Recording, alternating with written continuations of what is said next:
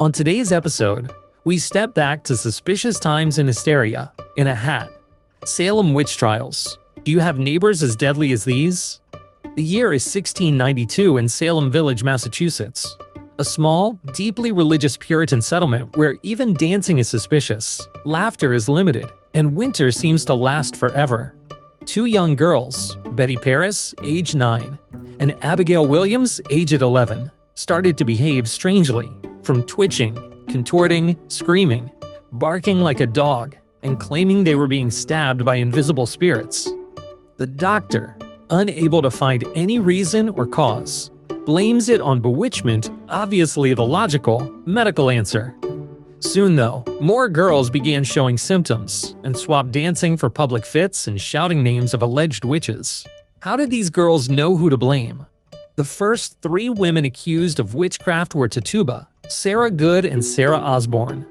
Tituba was an enslaved woman from the Caribbean who worked in Betty Paris's household. Sarah Good was a homeless beggar. Sarah Osborne had the audacity to skip church and marry her servant.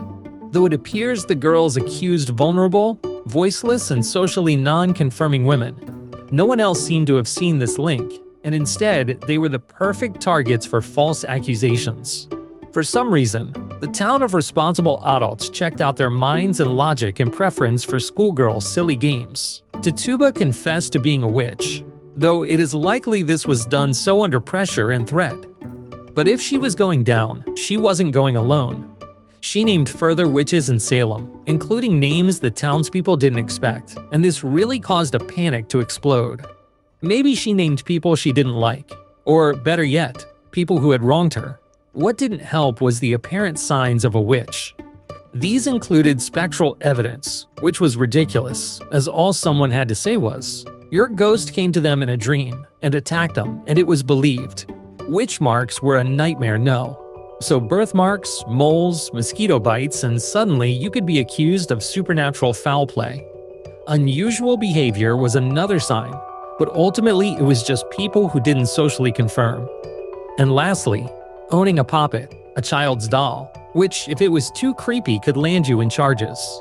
And have you seen some of these old dolls?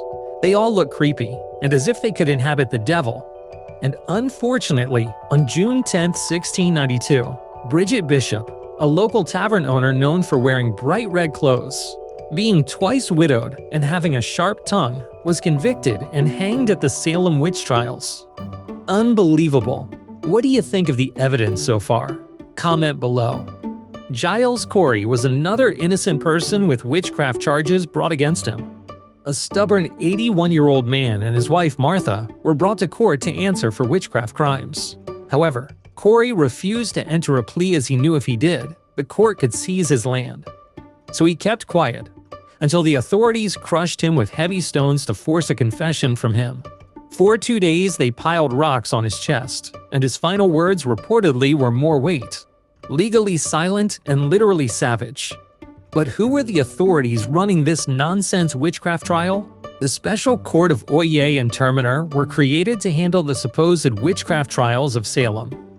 Chief Justice William Stoughton oversaw 19 people convicted and subsequently hanged, all of which were killed between June and September 1692.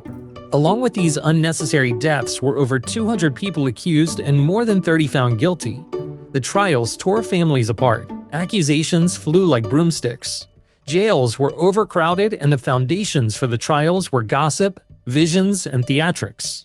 It took time, but eventually people began to question the logic of spectral evidence and mass executions based on bad dreams. Increase Mather, a minister, began to publicly speak out against the trials, and by October 1692, Governor William Phips finally dissolved the Court of Oyez and Terminer and banned spectral evidence as evidence at all. Many of the accused were released. It took them long enough to see sense. Yet it was still too late for the 20 people who had been executed under this nonsense court convictions. Pressed to death by stones, hanging, and several others perished in jail unnecessarily. A tragedy ultimately bred from fear, fanaticism, distrust of women, and the disdain for unconventional people of the time period. Not to mention, little girls causing fatal mayhem.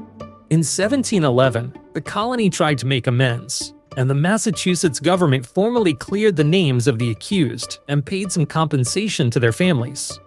265 years later, in 1957, Massachusetts went further and apologized for the Salem Witch Trials. And in 2001, the state exonerated the last of the wrongly accused. Justice finally was given, even if it did take 3 centuries. We hope you enjoyed this episode of Hysteria in a Hat, Salem Witch Trials from History Made Simply. Don't forget to like and subscribe to our channel and watch our next episode.